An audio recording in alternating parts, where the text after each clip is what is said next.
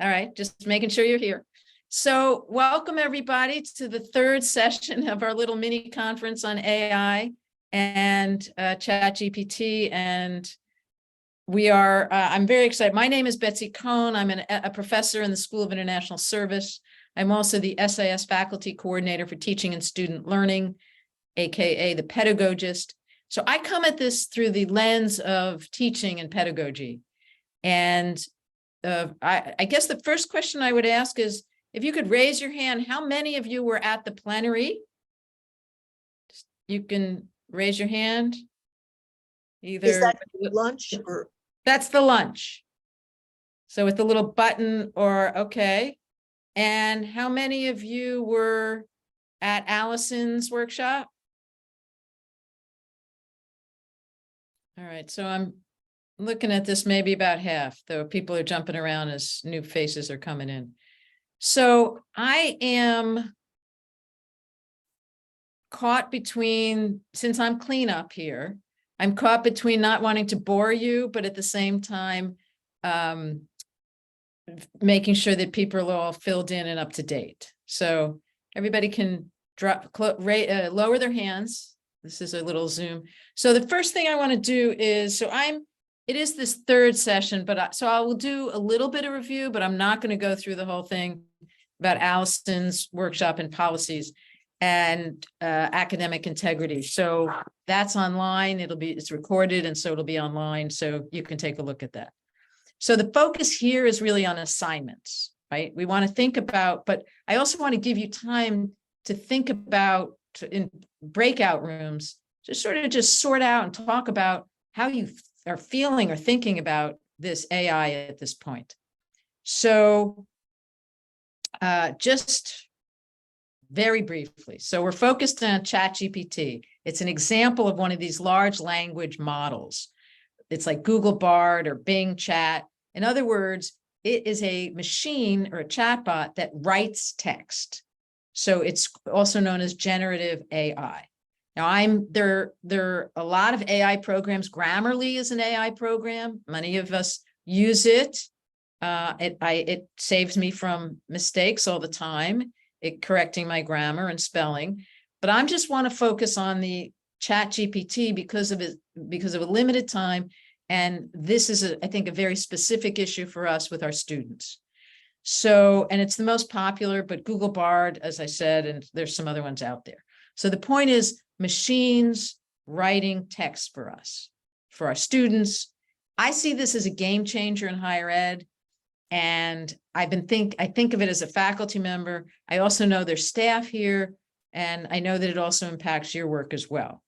So I anticipate we're going to have more questions than answers at the end of this, but I hope that by this end of the session, you will have furthered your thinking on what you think about how to approach the use of AI with our students.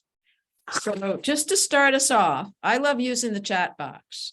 And so I'm going to put a question in the chat box, which is, in a word or a phrase, what are your thoughts or feelings right now about Chatgpt?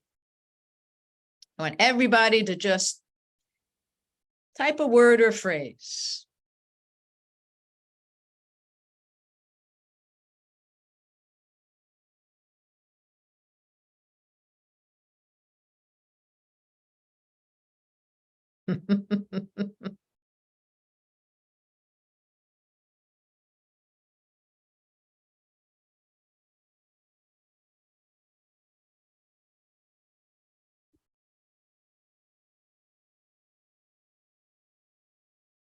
So I see some ambivalence, some fearful curiosity, awesome and scary, loving it, to summoning the demon, and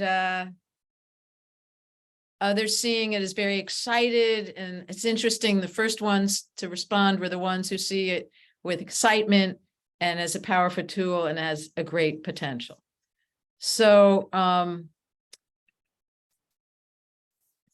I would say that I want to just keep thinking about it, right? I don't have answers, and I've been thinking about it all summer. I do fall down more on the side of cautious. So I'm going to say very briefly some of my concerns about it. But what I want to do for this workshop is to basically use most of our time in breakout rooms. So I'll make some opening comments, but we're going to have 2 sets of breakout rooms. And in the breakout rooms, I want everybody to take notes in their computers. And then I'll ask you to put 1 or 2 key insights into the chat box. And we're not going to have time as a group for those long conversations, but you'll at least be able to save the chat box and then look at people's comments to help further your thinking. So the first breakout session is going to be a general discussion on the pros and cons of students using Chatgpt in their courses. Just generally, for those of us who have been doing this for the last 3 hours, let's just kind of maybe have some more thinking about it and give you a chance to actually talk instead of being talked at. The second set of questions, second session, I'm not exactly, my plan, see if it works, is to break you up into small groups based on assignments. And I have a set of assignments that I have identified, like the research paper, the analytical paper, or the creative writing, a lit review, take-home exams, a policy memo, or press release, news, business proposal from professionals, piece of writing, and ask people to, in those small groups, how are you going to adapt your assignment in the face of Chatgpt? So that's my plan. We'll see how it goes. All right. We'll see how much energy. So let me give you my opening comments. Number one, there are a lot of options on how to handle AI in higher ed, but there's one which you can't adopt. You cannot ignore it.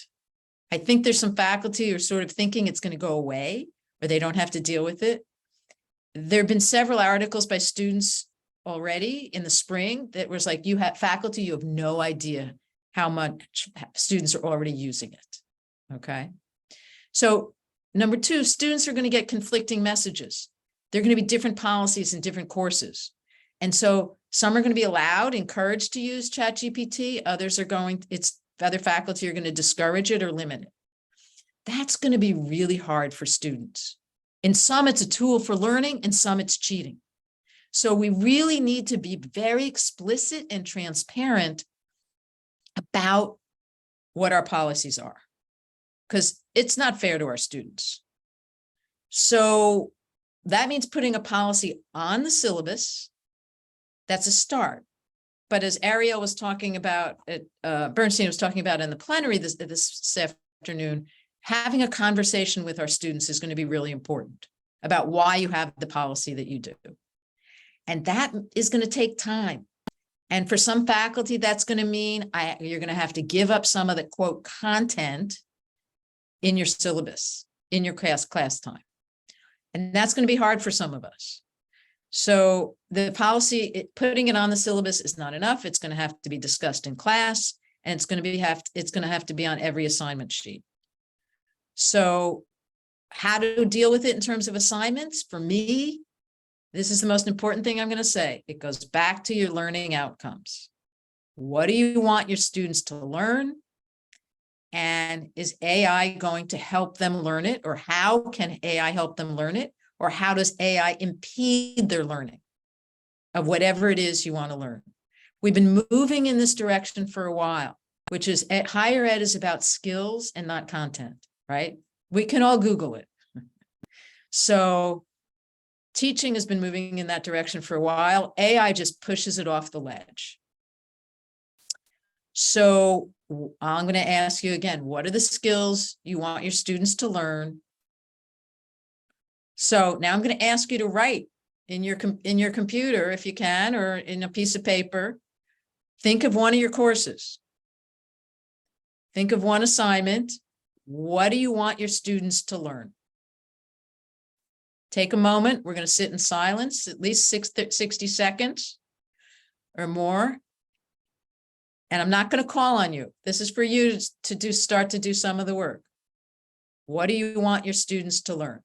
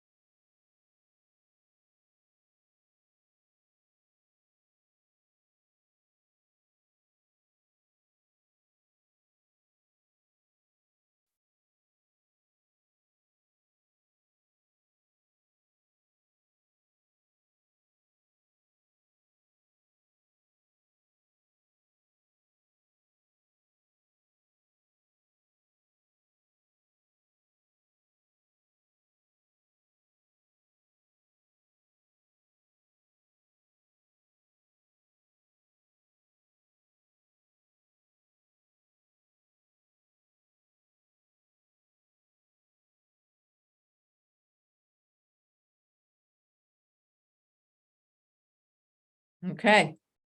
So we now have machines that can do a lot. And will they, or how can they help students learn those skills? And how are they going to interfere with those skills? So in your courses, like, should ChatGPT be used for brainstorming ideas, outlining an essay, writing a first draft of an essay? Can ChatGPT or other AI tools be used to identify a bibliography from which students do research? For staff, should ChatGPT be used for writing reports, mass emails to students, or in one case, as I heard, personnel evaluations? So what constitutes help that's legitimate for a student, legitimate use of ChatGPT, and what's cheating? Okay. I'm not sure why the breakout rooms were set up. Apologies, Betsy, that was an accident, but they are closing in 40 seconds. So everybody will be right back. I apologize. I wonder where everybody went. Hi, welcome back.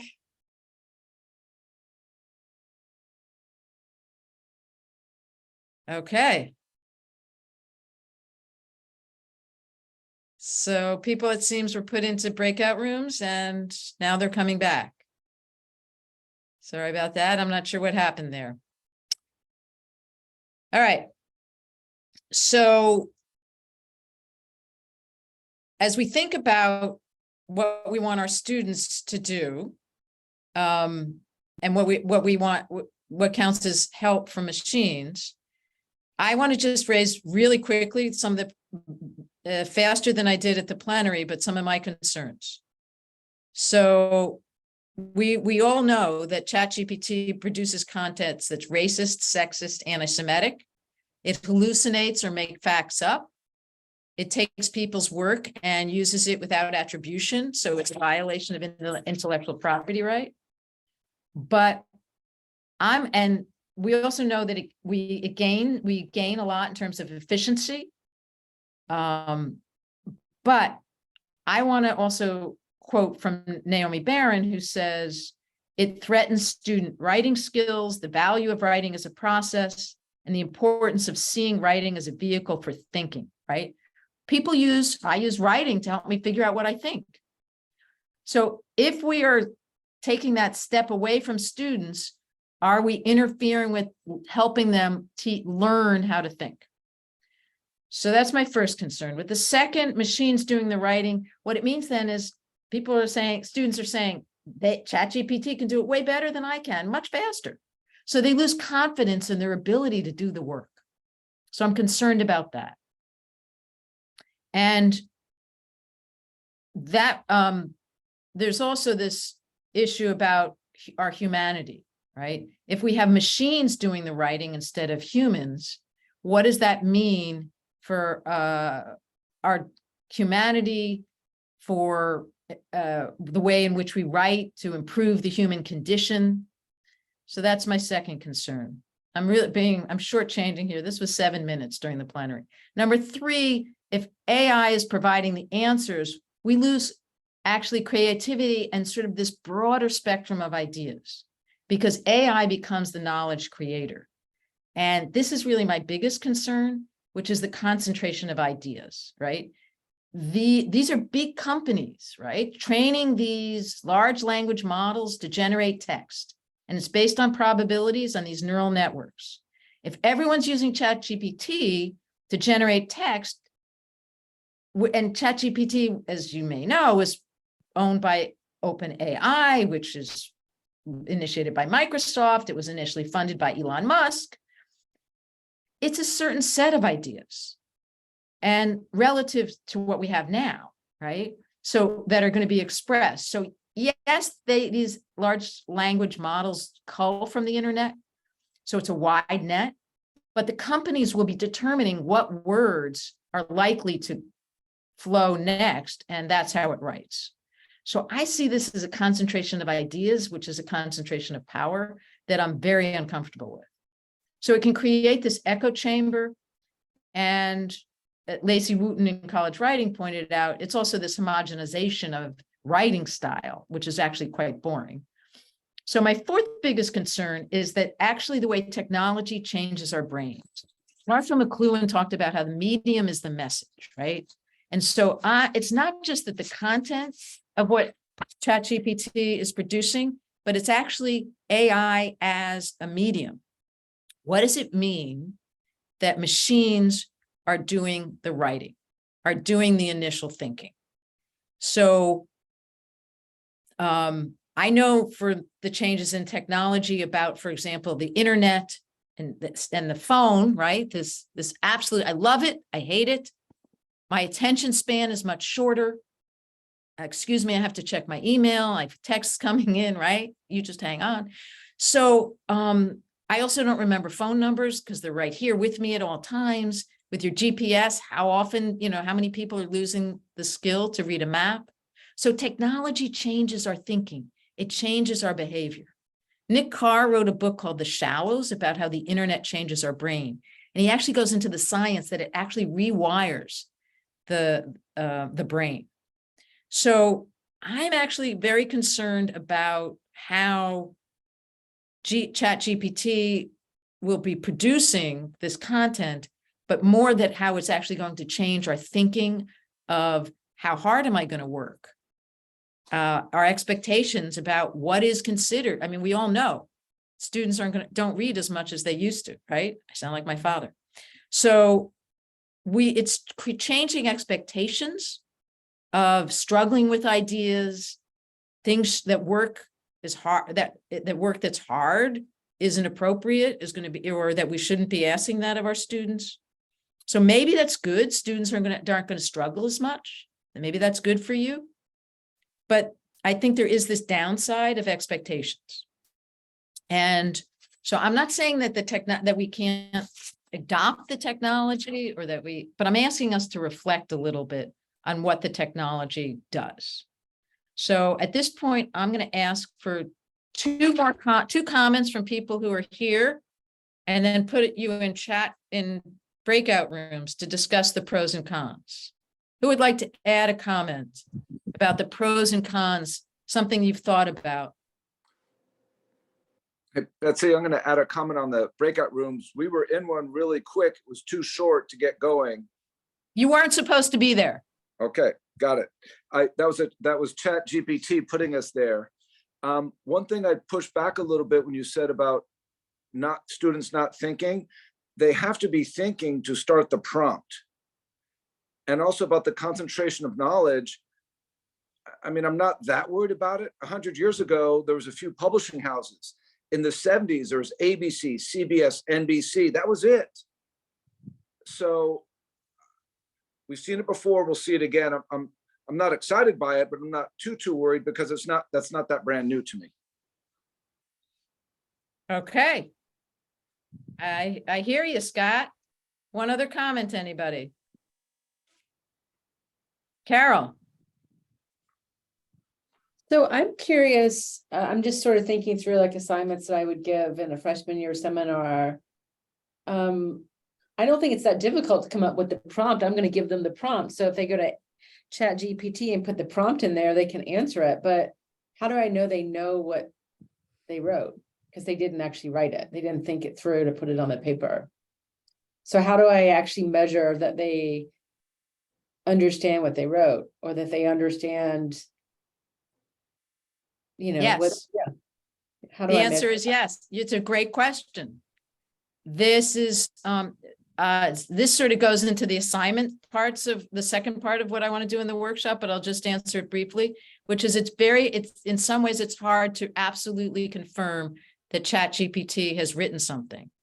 And so what faculty are a lot of faculty are talking about doing what you just suggest, Carol, which is you put the prompt into ChatGPT and then you have the students analyze the answer that ChatGPT gives.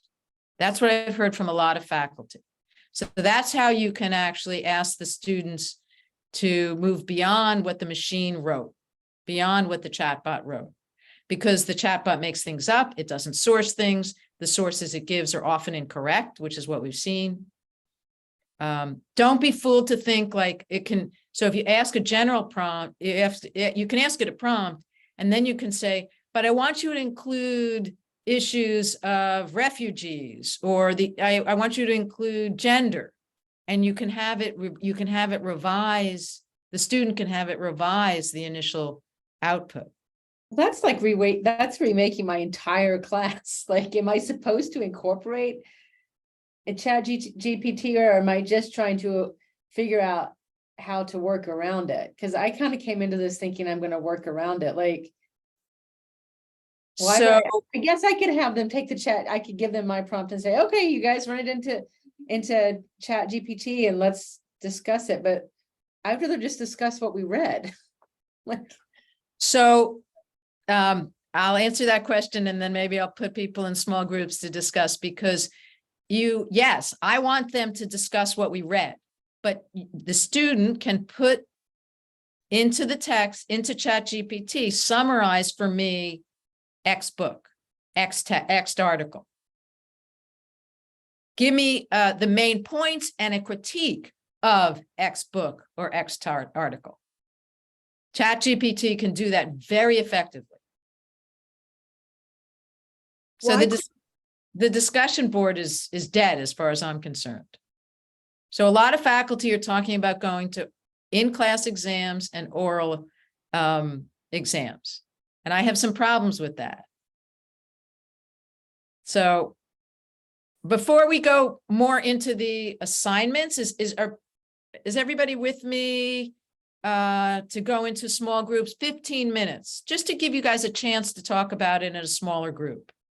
Actually, would it be possible to talk more about the assignments? I'm actually really interested in that. I agree. Let's just jump to the assignment discussion. You want to go to assignments? That's fine with me. Okay. I still want to hear. All right. So that's fine with me. So, and maybe we'll do it this way, which is I'm going to talk a little bit about some of the assignments, and then maybe put you in small groups just randomly to discuss, and not worry so much about the specific assignment. And so with the assignment thing, here are my thoughts. The key question, again, it goes back to, what are your learning outcomes? What do you want the students to learn? And how do you want them to learn it? There is no assignment that is impossible for ChatGPT. We need to give up the idea that that it's foolproof for ChatGPT. And ChatGPT is only going to get better. And ChatGPT is only one of these generative AI models. So we can't win that arms race. So here's what faculty have, the research I've done, the reading I've done, and talking to people. Number one, ask students what would make them not use ChatGPT. A teacher did this, and this is what the students said. Number one, they said, if they really cared about a subject. So that means we need to give them a choice. Number two, if they really learned something from the assignment. So it means that the bar has been raised as far as what the assignments that we offer, and we really need to be explicit about the learning goals and tailor them to the student needs. And number three, if the professor said that using ChatGPT was cheating and they didn't think they could get away with it. So that's number one.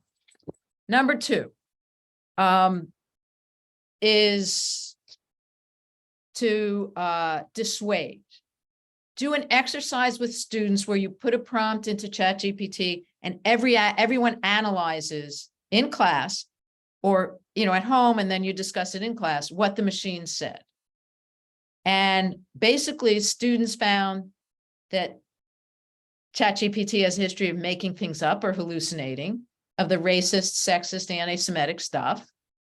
And basically, since many of our students care about that, that will dissuade them from wanting to use it in the first place.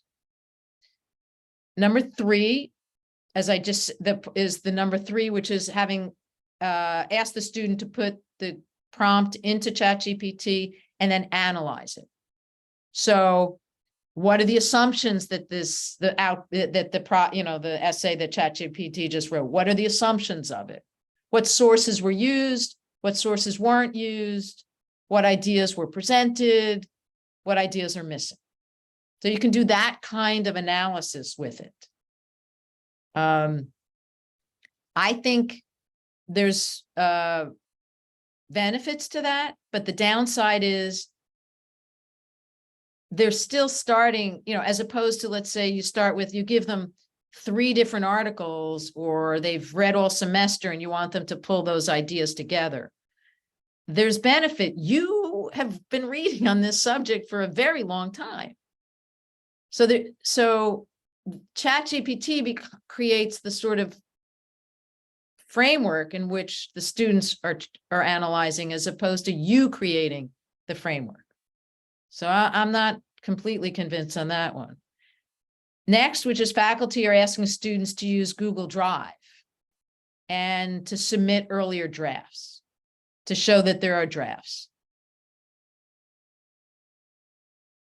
But, it means the student has to then just type in what ChatGPT has written the first time and then the second time. It's possible. Faculty are shifting to in-class exams and oral exams, and that's fine in some cases, but problematic in others, because students come in with different learning needs. An in-class exam or an oral exam for someone with anxiety, or someone who's English is not their first language, that's not going to give them a chance to really demonstrate what they've learned. And I've had experience with students where they were completely stressed out about handwriting on an in-class exam. So if you're going to do the in-class exam, use lockdown browser in Canvas.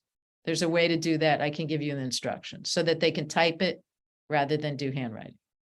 But there's some things, back to your learning outcomes, there's some things that aren't going to be assessed properly through an in-class exam or an oral exam.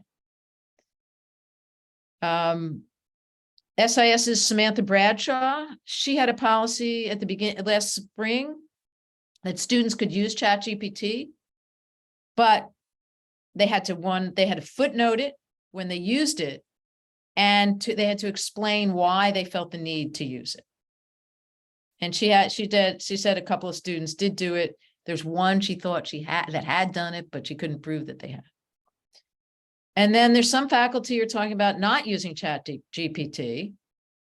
And to do that, they're discussing with their students why it's important for students to do the learning X, Y that the machine could do.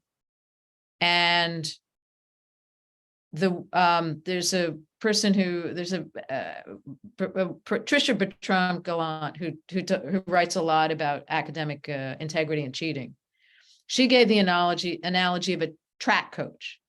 Track coach says, you can use a scooter to go around the track and practice, but it's not going to help you become a better runner, right? So you have to explain to the students, like, as a coach, I want you to do this work, to run around the track and not use the scooter, because this learning is important for you for the following reasons.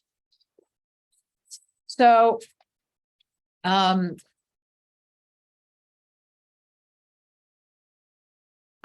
have other people who I know who are here on this call who have some ideas. What other ideas do you have? And then I want to break it up into a small group so that you can at least talk a little bit amongst yourselves. Yes, Rhonda. Yes, this is a wonderful session. Thank you. I tried to learn how to, I looked at my assignments, and then I tried to say, okay, how would I do this if someone was generating? And then I went through, and the one thing that I found out from the samples that I did was that they were not personal, and they didn't have experience. And I think what Hannah said about emotions. And so what I did was I redid my assignments and worked that into the assignments that, okay, this is I found out that chat could do, or when I was using the program I was using, it did great on summaries and very good on summaries, very good on shortening, expanding, and all of that. But what was missing was there was no experience. And so I rewrote my assignment that they would put what the author said, and then they had to connect it to their lived experience. How did that resonate? Or it had to be an observation, a personal observation that validated or invalidated or showed disagreement with what the author had said or what the scholar had said. So that's what I did for that. Great I idea. just, Great idea. Kimberly. I just wanted to mention, if you play around with ChatGPT, I'm so sorry to say this, Rhonda, but you play around with it enough and you give it good prompts, it can generate all of that. It can generate stuff that sounds totally compelling. And I mean, I just don't think we can dodge it. If the student knows how to write the prompt, you can really get it to sound, I mean, you can get it to, comment on the mail truck from the perspective of the dog, right? Like you can get it to do anything at all. If you just craft the prompt sufficiently. So I would be a little bit wary of thinking we're going to dodge it that way. I don't want to dodge it. And Scott helped me out on this. I don't want to dodge it. Why are the students using it? And how can I learn as an instructor to almost even learn to use it better? That's what I want to do. All those questions, and not writing for me, but writing for themselves. If this is a tool, how can they use that tool and challenge it and take it to the next level? That's what I just, yeah. So I think one Maybe thing, I am naive, but no, Rhonda, but you're not. But one thing to think about, it does more than writing. I'm not going to say it does thinking, but it can do planning. It can develop a strategy. So it's more than just writing. Yes, we see it in text. This is my biggest problem, there's too much text and words still. I think this is a liability. I want more images in what it develops, but that's a separate issue. So some people say this is like an intern on steroids. You can just have them do anything you want. Think about that. Now, I've talked to a lot of people, a young person who works for an NGO in the communications office. He's using it to have them, it's writing his press releases. It's a game changer, folks. And so all I can, at this point, what can I offer? I think that it comes down to being very explicit. I want you to learn how to do this and not take the scooter. Or you can take the scooter in this way at this time, but for this piece, so we need to be very explicit. Aaron, I know you have, I'm going to call on Aaron Bozenacker, who's teaching research methods. How are you going to deal with it? Well, we're still as a faculty group discussing that. I don't think we've actually fully decided one way or the other, but I do know the way that the first course in our research sequence is structured. There's a lot of kind of template-based assignments, not to say that they couldn't have, information for those template fields pulled out of ChatGPT, but a lot of these things demand stuff other than just writing an essay or something that's easily done through that prompt. Again, you can't dodge it. If you're good enough with the prompt, I'm sure you can figure out a way to have ChatGPT to it. But it goes back to assignment design. A lot of what we do initially is very targeted on particular parts of the research process, not just writing out an essay where you can kind of obfuscate or get away with things. It also draws specifically on material from the course, which again, you could incorporate into your prompt, but material we know really well when we're asking them to incorporate it in a certain way, so you can evaluate whether there's been that thoughtful reflection of how it's used or not. I think a lot of those challenges, the way that our curriculum is set up, a lot of the things we've been discussing will come to light more in the second semester of our research methods sequence, which is the second year for all students. And that's when they're really doing an original research paper, far afield from perhaps even the specific subject knowledge of the professor teaching the section. And it takes that more easily generated form of an essay type or paper type thing that you could generate, but we're still grappling with a lot of that. But we have come back to really thinking about assignment design.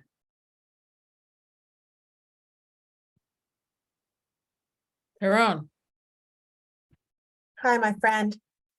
I'd love to share with you the kind of tutoring disclaimer we put together for our Writing and Speaking Center at ProComms. Could you let me share the screen real quick? I don't know who's, am I co-host? Karen, at this? I got you. Give me one Okay. second. I think it could be Oh. helpful for faculty as we're thinking about assignments, kind of what we're walking students through as the producer of those assignments. So we have a lot of ideas you talked about, Betsy, that writing is thinking made visible. We talk about our 4 C's: clear, concise, credible, and creative, audience, context, purpose.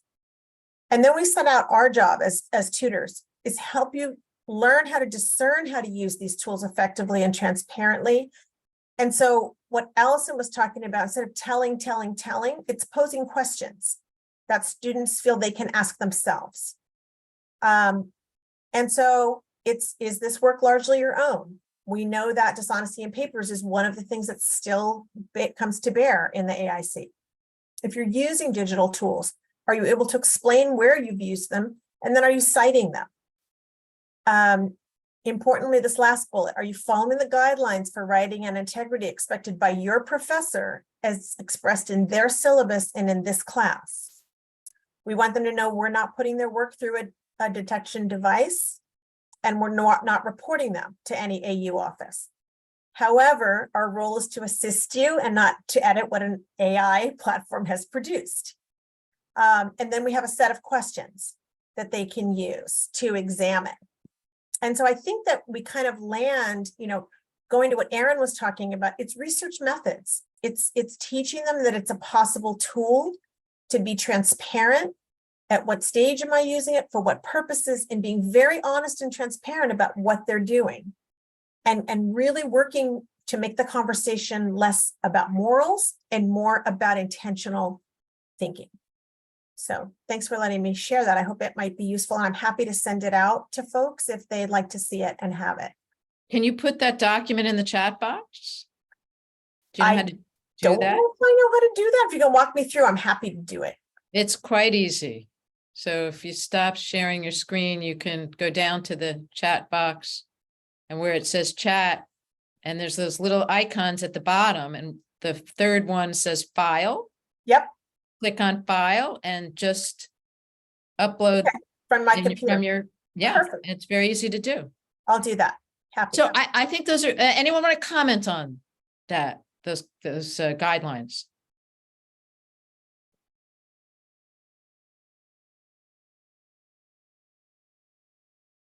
They're fabulous. Thank you. I like the whole approach, which is, it's not a got you. It's not like we're here to, it's about cheating. It's like, if we can approach this as, here's this tool, is it something that we want to use?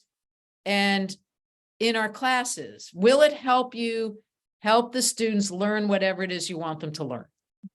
So I think maybe, and this is a step that we missed in the plenary that someone raised actually, which is we all need to play around on these tools and learn about what they can do.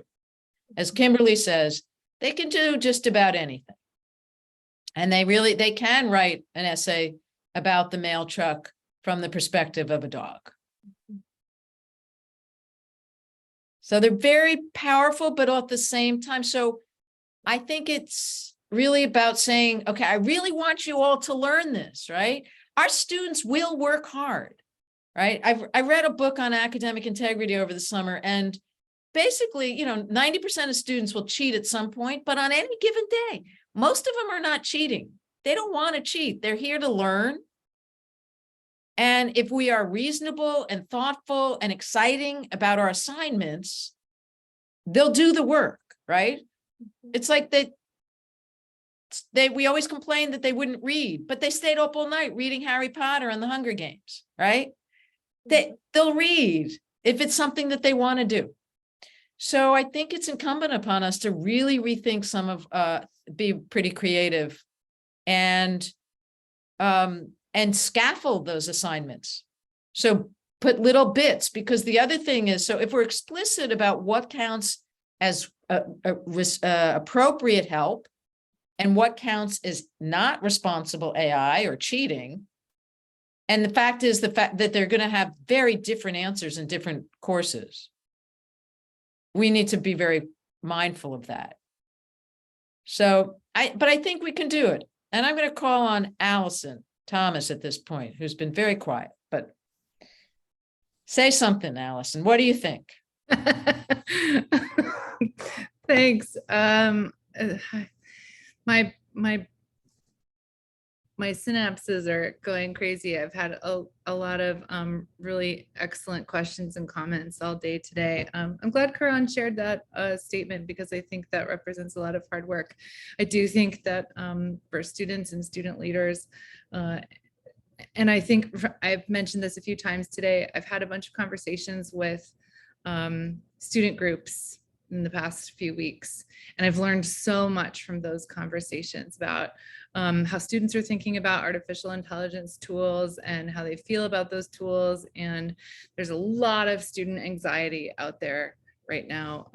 If you were in earlier sessions, you may have heard me mention that one student I spoke to this morning told me about a group of her friends saying that they took original work that they had created and put it into a Chatgpt detector so that they could figure out if they were going to get in trouble. Even though they wrote the work themselves, they took it upon themselves to put their work into a detector so that they could find out if they were sort of at risk for being caught for cheating. And so I thought that revealed a whole lot about student anxieties about this topic. And then the second thing I'll mention is in the spring, I saw a lot of academic integrity cases that related to artificial intelligence tools.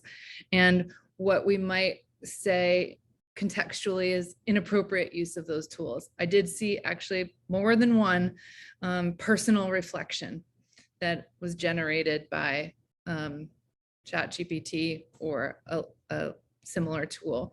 The other most common thing I saw was the use of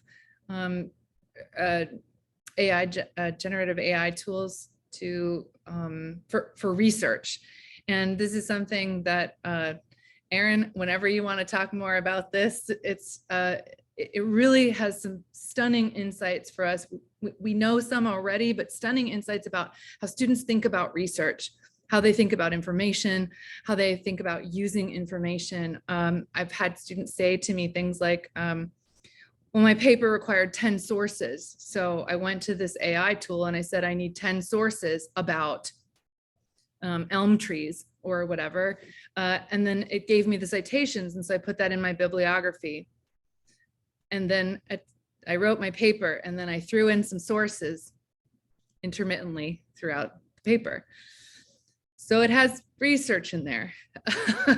And this makes my head explode for a bunch of reasons. Sometimes it was determined that the citations were not real. You've probably heard about some of the hallucinations of Chatgpt and other similar tools. The sources are, the citations maybe look real, maybe the journals are real, maybe the scholars are real too. And actually this morning I told students about a situation where I recognized the author's name of a paper that was cited in a student's work. And I actually knew a little bit about what that author thought about a particular, it was about a Renaissance painter.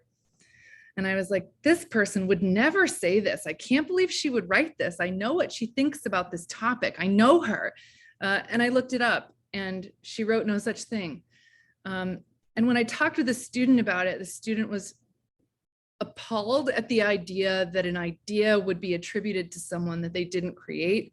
And in fact, that an idea that they vehemently disagreed with would be attributed to them. And I think that sort of taps into some of the ways, some sort of social media experiences students have had, And so I think those kinds of conversations are really, there's just so many rich opportunities to have these conversations with students. I don't think this means you have to incorporate ChatGPT into your assignments, or you have to like change things to integrate these tools into your work. But I think having a conversation about it is really valuable. I'm finding there's an enormous thirst amongst students for talking about this, engaging on this, thinking about the deep ethical issues that may be specific to your field or your area of study or the professional communities you work in. I think that also ups the stakes, right? If students feel like their work matters, if students feel like it's an important part of their learning process, they have something to gain from doing the assignment in terms of their learning. These are all really significant insights, I think, so far. Agreed. Kimberly. Yeah, so I confess I missed the plenary, and I'm sure that this has been the topic throughout these 3 sessions in a row. I did attend the last one, but sort of what we're all sort of kicking around, and maybe what I'm saying is not particularly original, but just this notion of, well, if ChatGPT really can do all these things, right? If it is the future, why do we need to learn how to write a lit review, right? If like assuming we kind of iron out this racist, sexist, homophobic, erroneous, right? Like assuming, sorry, that some of that stuff was actually to be ironed out. To what extent is it a tool, and to what extent is it a replacement? Like, do we, I'm trying to think, Aaron, I teach the methods courses and the capstone courses, and I'm thinking about, I can tell students why they need to do it and why it needs to be theirs. But I'm wondering about my own commitment to that as we look into the future. In other words, if I could say for my own research, I want to know about this, help me, give me a lit review on this topic so I can read about it, right? That's a tool. And if my student does it, and then uses that to turn the paper, like to write a paper, is that a tool or is that plagiarism, right? So like, do they need to learn how to write lit reviews? Or, I guess I'm sort of struggling with what will be the skill set they will need in the future if the robot can do all of this for them. And then what is any of our roles, and right, and then we just go sit in a dark room for a while. But right, so there's a notion that we're going to create assignments that are going to beat the machine, and we're not going to do that. But the bigger question of like, how does this fit into what we understand academic learning to be, right, or academic output to be? I think is I guess a conversation I've heard you say a couple of times, Alison, that we're looking forward to continuing these conversations. This is just massive, right? This is like revolutionary. So nothing that obviously, we just haven't thought of, but it just felt like, we're in the tip of the iceberg. And Kimberly, really so obviously out. this group is not going into breakout rooms. I hear that. But I am going to make you work. Okay, those who are still just listening, you can still listen. But I had someone else, as I discussed with someone this summer, they said, well, why are you still teaching the essay? Why is that necessary if a machine can do it? So I'm going to throw that out to people. I put it in the chat box. Can you give me an answer? Why are we still teaching this? Either make the argument for it, or make the argument that we shouldn't be teaching the essay anymore. I put it in reference to the lit review or research paper because that's what you're saying.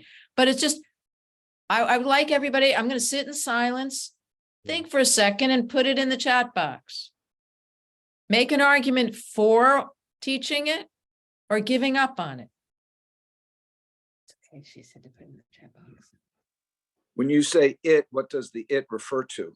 Teaching, writing an essay. Why are we still assigning write an essay? Write a research paper. Well, I mean, Betsy, one of the reasons is because all of our classes that are taught by multiple sections require it. I mean, so, like our FYS does that. So I redo it, but then what am I, how am I supposed to redo it? Yeah, That's what- you're right for now, but also, That's the inflection point we're at. yeah, Which is But that people also, are like- arguing that now that a machine can do it, we should stop assigning it. I'm going to make the argument that there is a process of writing, or actually, I'll put it in the chat box.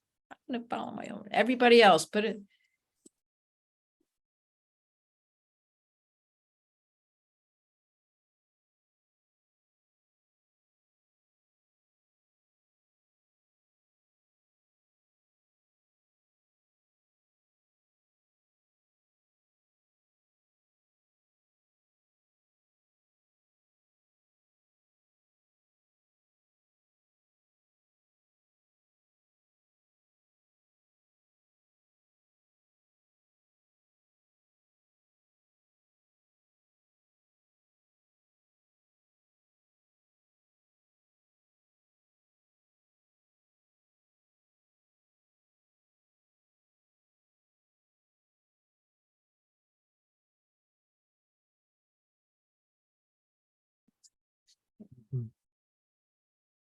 you just write, what do you do with, like, what do you do?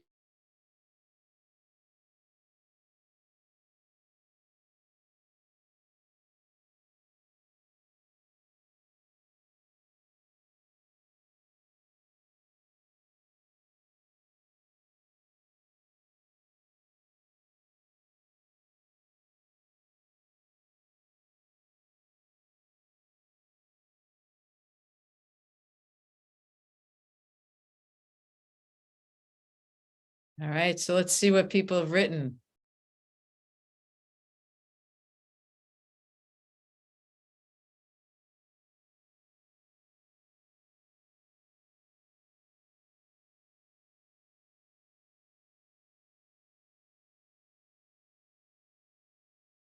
We're teaching people to think. To be able to communicate.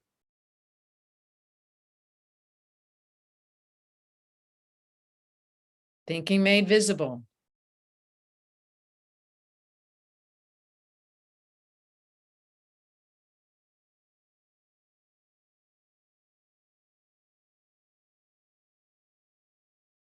Anyone want to add something I didn't bring into the room, something I didn't mention?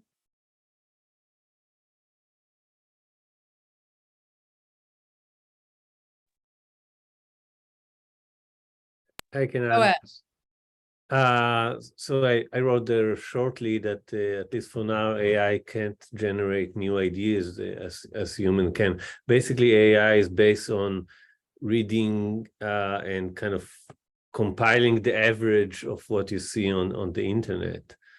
And that kind of is a recipe for maybe producing fairly okay papers, but I think it kind of takes out the really innovative papers full with new ideas. That's at least, maybe they'll find the algorithm to do that down the road, but for now it's really hard for AI, and people can do that. People can think for themselves and generate new ideas. So that's one thing I think is important for continue to know how to write an essay. Guess what? You know what I'm thinking, Betsy, is I want to go back to the scooter and the track. If someone joins the track team, they're there for a purpose. And they want to be to the scooter team. That's another thing. I don't see the analogy with the scooter. I almost see an analogy with the camera. Like when I started with the pictures, like, Rhonda, you're breaking up a little. Roll in, we had to put the roll out. I just didn't have it more an analogy to the camera. And so, but the scooter, yeah. Yeah, So I'm, I missed a little because you're breaking up, but I mean, I think the argument against the scooter is that everyone else is going to be riding the scooter. So that we no longer have to run. But I'm going to make the argument that there is still a benefit to running in the sense of teaching one how to think. Cohn.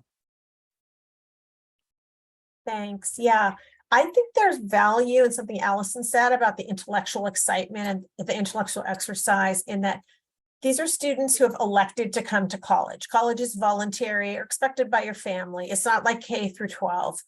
They're making an investment, having them kind of interrogate why they're here and starting to tease out some differences between the production and efficiency of ChatGPT helping me to write 10 cover letters that are each slightly different versus the intellectual exercise of I'm studying child psychology and I want to internalize these concepts of Piaget's stages of a child's development so that I can do a transfer of learning and I can apply it in different situations and I can test that so that I myself as an educated person.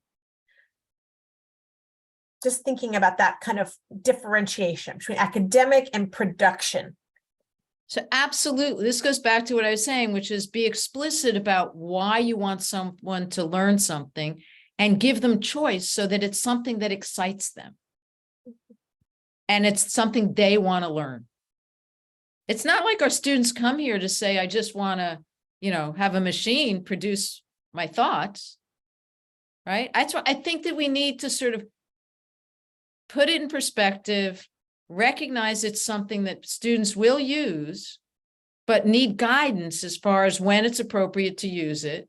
And then we need to be explicit for why we don't want them to use it in a certain case. Boaz. So I think we all need to maybe separate how we think about learning and knowledge on the one hand and evaluation on the other hand. So it's going to be very, very tricky to evaluate the work of students. But I think one of just thinking as we go along this session, one of the things that AI may make us do is somehow making evaluation not as critical and somehow making the self-motivation of students to learn more central to our assignment. And in order to learn, they can use AI or whatever new technologies that's going to come up in different ways, right? We used to, when I was an undergrad, we used to go to the library and sit with all these books and generate research from all of that. You don't even when they do read, it's online and they don't do that anymore. So it's different tools, but you still use them. And I think most of the students still have the internal motivation to learn. And if they understand what AI can do for them, I think it can do very well like a summary of an article, but there are other things that it cannot do very well. They will internalize it and will do what needs to be done in order to learn. But I think that's something that we need to work with and for ourselves and try to understand how to enhance that rather than make it like increasing the tension about evaluation and cheating and all that in a way that kind of like put us like in fighting the students rather than trying to educate them. Absolutely. That's what I was trying to say, which is to shift the paradigm. Don't focus on, I give up this idea of like, I got to keep them from cheating. And, if we can focus on what did we want them to learn and get them excited and how can we get them to learn this skill? It's really about skills at this point. And so thinking about how can they, and so it has to come from them and the relationship that we develop with our students so that they want to do that work, so that they stay up all night reading the Hunger Games, right? So that's really, and that will be a challenge for those who teach required courses. There has to be some kind of, there are sometimes that they just have to learn the principles of American government, but we are going to have to do that in different ways.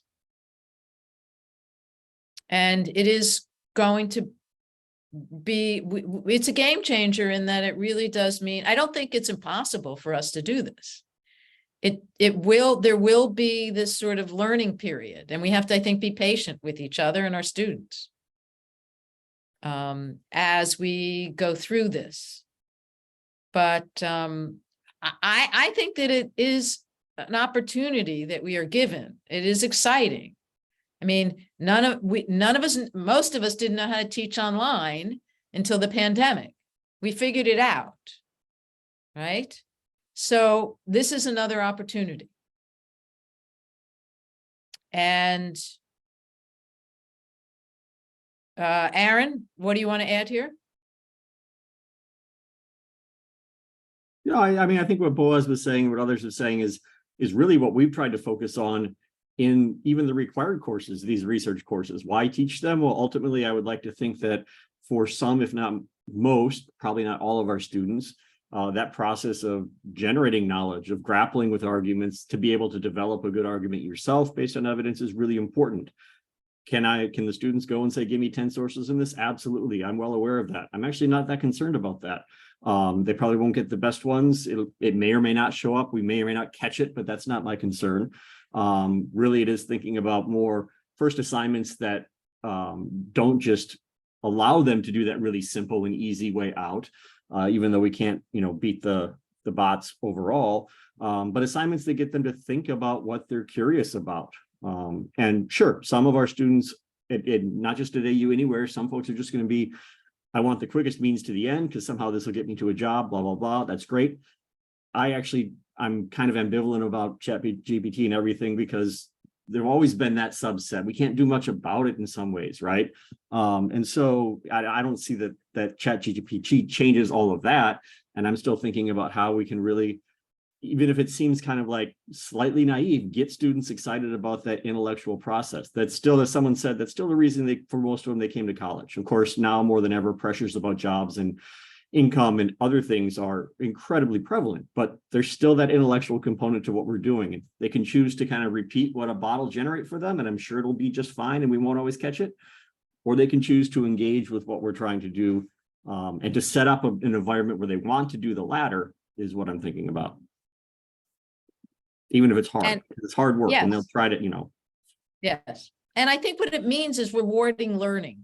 And one of the things that I've really focused on, I teach a first-year seminar, and I never did the discussion board in the past. I just think it's a terrible assignment. But I've been doing it the last 2 years with my first-year students, calling it Read, Think, Write. Because what I want to do is instill in them what it means to be a good student. So they read the text before class, they comment on it on Canvas, then they come to class, we discuss it some more, and then they have a post-class comment that they have to add. And it's been so heartwarming. What the students say is, I'm glad to do this assignment because then I have something to add in the discussion because I thought about the text and then I can really bring in something. And they notice that its participation is across the room. Everybody has something to share at the beginning during class.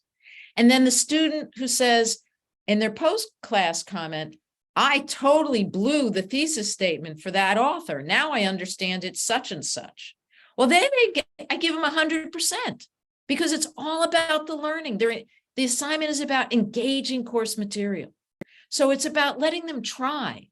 And I'm sad that I'm not sure that I can still do that assignment because Chatgpt will just so easily be able to answer the questions of give them something to put on that Canvas thread. And if anyone has any advice for me on that, I think I'm only just going to try and persuade them, as we've talked about, which is, as Boaz says, as Rhonda says, it's the intrinsic value of learning. And if I put the focus on the learning and the not on the grade, and, you know, I'm still hopeful that I can teach critical thinking, which is what it is, and teach students about being excited about learning. That's what my passion is. So we're almost out of time. Boaz, your hand is still up. Is it up for a reason? Carol. I'm just curious what, so if you're getting freshmen coming in this year, what is the high school baseline for AI like for AI? How are high schools dealing with it? What are the students' expectations coming in? You know, like what, you know, and I don't know if anyone knows that, but I think it's useful to know, you know, those surveys they do, and then they tell you like they were born here, so they don't remember 9/11, their first big political moment was X, you know, like what is their experience with AI and with pushback in the classroom? It's going to be mixed. There's some schools, the Cohn Academy, Khan, Cohn Academy, which is this private schools. They actually encourage these chatbots. They've created one even for their schools, and they use it instead of the teacher. Because think about it, right? You can ask this machine anything that you would have asked the teacher. That's actually another concern. So that they're going to be getting these answers from this chatbot instead of from the teacher. And there are others, like the New York City school tried to ban it. So they're going to have a mix of it. But my guess is, and Alison, I don't know if you know, they'll all have used it. Alison? Yeah, I'm not sure. I mean, my guess is that most students will come to us having been exposed to it in some way, shape, or form. There are a number of students who are saying things like, I don't want any part of this. I don't want to be involved. I don't want to use it. I don't want to go near it. They have this kind of hard line on it, which is also really interesting, I think. So yeah, I hope I can get more information and clarity about that as the new class comes in, and certainly in talking to some of our more seasoned students. That's something I'd like to know more of. So I have put in the chat box, the chat box, a handout that I prepared for today, which has a lot of resources. If you read only one thing, read Kevin Gannon's article. So if anyone is having trouble downloading that, I'm happy to send it to you if you email it to you, but you should be able to save the chat box, or if you click on that document twice, it'll download to your computer. And it has Alison's, Thomas's SharePoint site, which talks about academic integrity in AI. But what I really hope you'll take a look at is Kevin Gannon's article, which is terrific. There's also Lance at Eaton, who is actually a PhD student. I'll post it again, and this file, one sec. So that's this.